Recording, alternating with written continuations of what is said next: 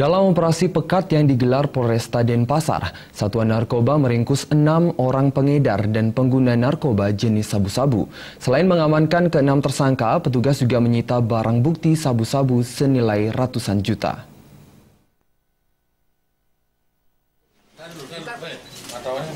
Satuan Narkoba Polresta Denpasar meringkus 6 tersangka yang terlibat kasus narkoba. 2 diantaranya merupakan pengedar. Wakapolresta Denpasar AKBP Inyoman Artano mengatakan, dari ke-6 tersangka, 3 orang merupakan satu jaringan, yakni AZ usia 28 tahun, MB usia 29 tahun, serta Zul usia 39 tahun.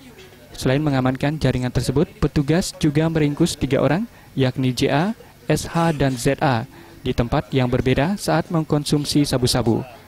Dari keseluruhan barang bukti diperkirakan nilai jualnya mencapai 200 juta rupiah. Berdasarkan hasil pemeriksaan mendalam terhadap para tersangka, 2 tersangka yakni JA dan SH merupakan residivis. Tanggal 24 telah diamankan 6 orang pelaku pelanggaran tindak pidana narkotika dengan barang bukti sejumlah 112,29 gram dengan nilai kurang lebih 200 juta rupiah. Kemudian dari para pelaku ini, 2 orang diantaranya adalah berstatus pengedar, ya, kemudian 4 orang sebagai pemakai.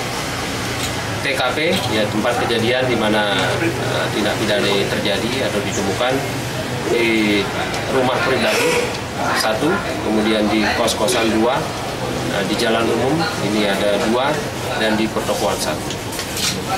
Kemudian dari 6 orang pelaku ini, 2 diantaranya adalah sudah pernah